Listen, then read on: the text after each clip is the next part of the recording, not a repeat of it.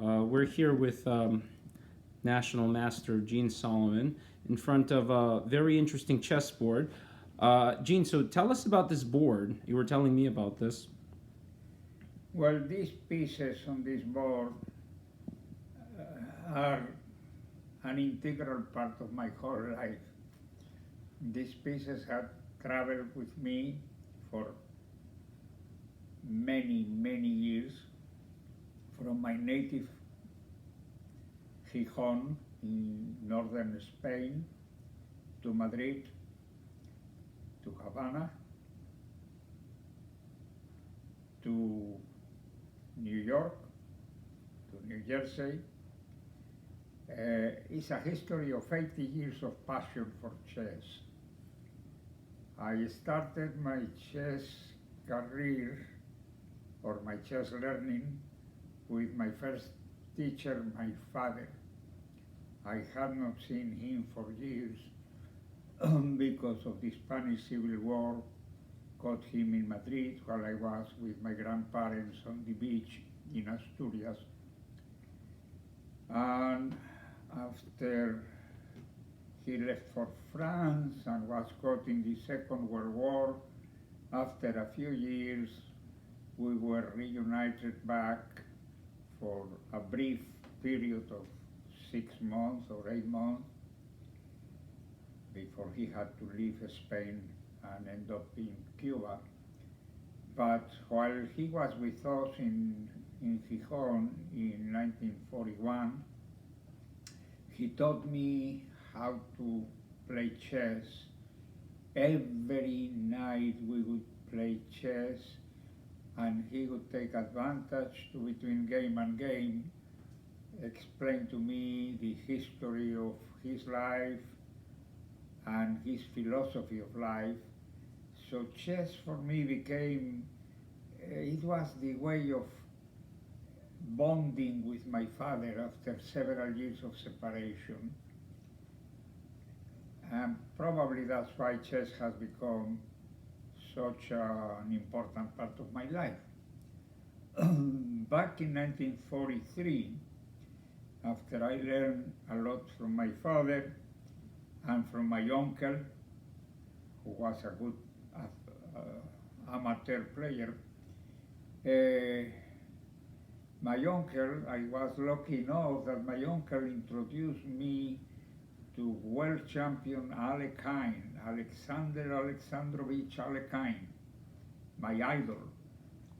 And what happened is that my uncle happened to be his personal physician while he was in Gijon, where he had come as a refuge from the consequence of the Second World War. And in 1943, I was present at the birth of the tournament, or the international tournaments of Gijon, because as a young kid I was with my uncle at the Casino de la Unión de los Gremios, the chess club of Gijon in those days, and the president of the club was playing a game with my uncle when they were interrupted by the chess organizer Felix de las Heras, a tremendous organizer of chess, who came all excited because he had an offer from Alekhine that he would come to play a tournament in Gijon if we organize an international tournament.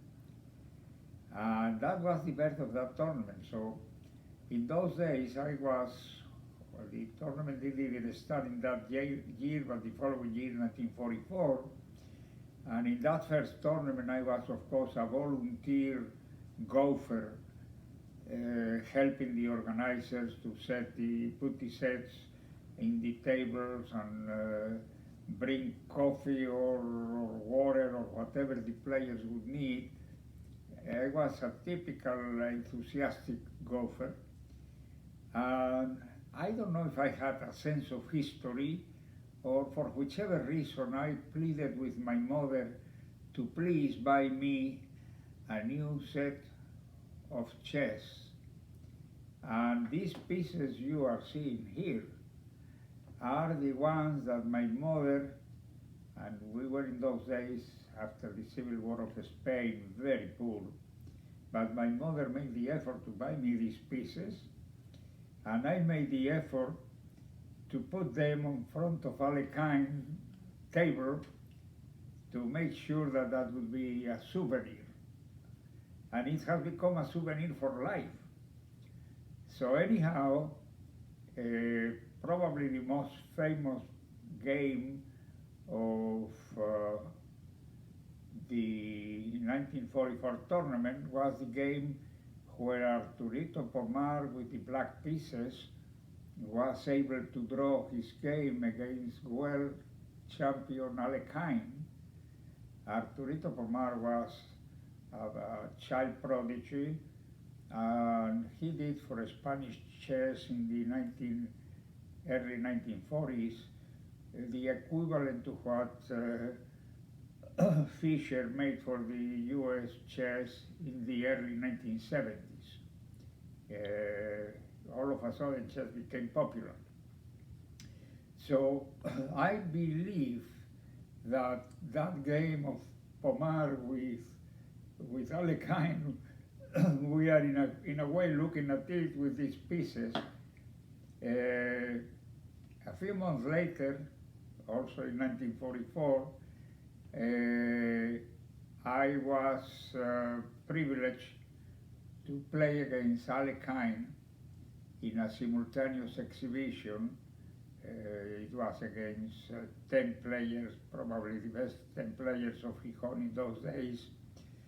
And it was simultaneous against the clock. And by coincidence of life, I was the last survivor after he won 9 games.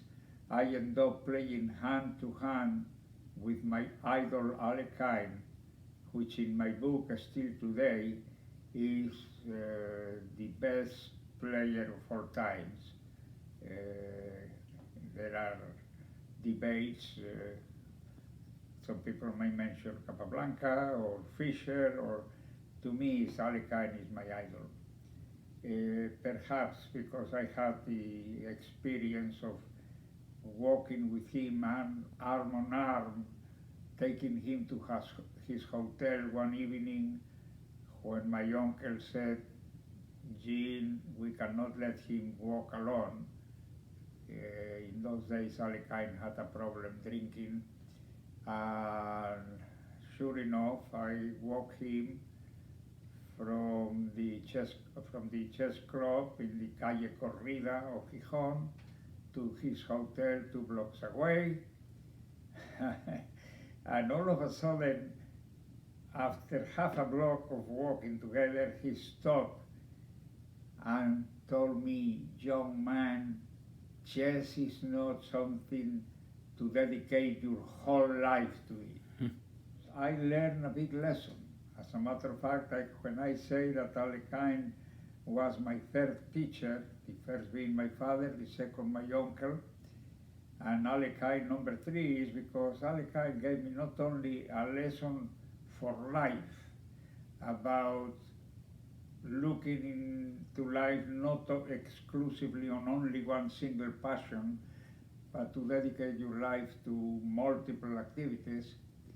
But besides that, I learned from him firsthand in that game the tremendous importance of the queen-knight combination versus queen-bishop. Right, so, Gene, we have the position from your game. Can you tell us a little about the opening, something that happened before we reached this critical position in the game? Yeah, the game started with a king opening by Alekhine, and it was an uneventful type of opening, and by move 11 I was able to play pawn to queen 4, which in my opinion equalized the game. It was a long game, and But when I moved 43, all the other 9 players had lost.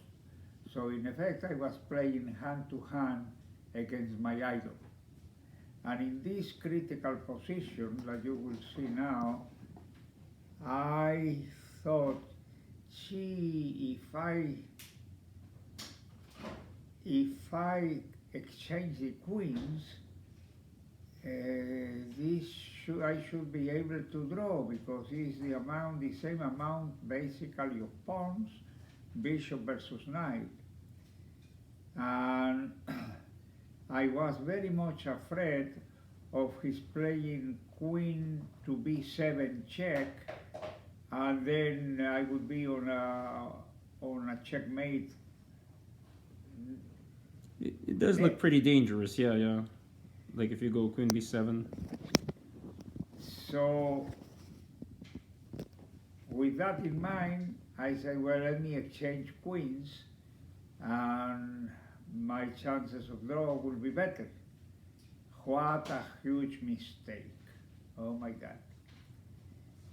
If I would play today, where I know the beautiful attacking possibilities of the team Queen Knight, instead of playing Queen to d3 check, I would have played Knight to d3. And White, doesn't have the luxury of giving the check in b7 and trying to make the checkmate in 2 moves, because I will give him checkmate before he can give it to me. Well, can we look at that variation? Like, so I see the danger of queen b7, but now if you were to play knight d3 instead of you played, so let's say if I play knight to d3, and he plays queen to b7 check, I go with the king to h6, and he doesn't have the luxury of coming with the queen any place, because I have checkmate. I can checkmate him by f4 h4, by queen to f2 check, or at the very least have a continuous perpetual check in the diagonal h4 to queen f4. Queen f4 wouldn't. I mean, I'm looking at it like if you playing queen f4, it wouldn't force it. Yeah, this would be checkmate. Because he has to go king to h3 and queen to h. So he would need to defend against it, and there would be he would need to defend the threat. So if we go back, exactly, and there would be no way to really do it. So he couldn't afford the luxury. He couldn't afford the luxury of trying to checkmate me. I see. And then we want to put the king right. The king was here, yeah. Right. And so instead, you played. The knight was here, yeah. Yeah. And so instead, you played queen to d3, and that lost me the game. It forces because queen takes queen, knight takes, and the bishop with pawns in both sides of the board is much stronger than the knight. It's a long-range piece, yeah, for the end. Gene, one question I had was, when you were talking to Alekhine, what language were you speaking to him in, or you were communicating with him in? Well, we communicated primarily in Spanish, a little bit of French. I was already partly conversant in French, but basically it was in Spanish, I believe. Now, the thing that I found the most fascinating when I came across your story and your book was the fact that here you have, 1944. This is World War II, and one of the things that people will know if they've read the history about Alekhine, there was controversy after World War II that was he a sympathizer with regard to the Nazis? Was he forced to write the articles? And people can do their research about it, but what I found fascinating is, your story because your father was Jewish, and so I wanted to hear what your thoughts were on this. Do you have an opinion about Alekhine's alleged sympathizing with Nazis or not? I really don't have an opinion in particular. I was born and raised as a Catholic because my mother and all her family were uh, very religious Catholics. And my father, although was Jewish in for Hitler because of race, had in effect become a Catholic himself.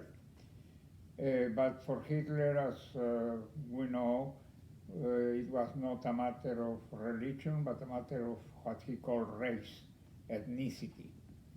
As a matter of fact, I was born in Spain, but I was born being German citizen because our father, who was very much pro-German, had inscribed all of us in the German consulate. Ridiculously enough, in 1940, Hitler took away all of our passports and all of our citizenship rights because we were Jewish for him. Insofar as Aлекhine's thinking or political inclinations, I have no idea.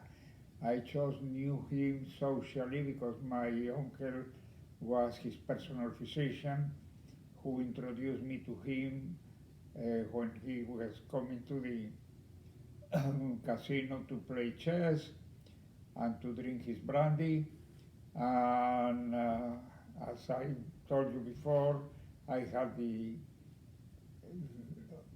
privilege of working personally with him and having his advice which helped me for life. So politically, I do not know whether the claims that he was pro-Nazi are correct or are not. I don't have any first-hand information. For me, he was my idol, far away from any Jewish or non-Jewish connotation, and far away from any political consideration.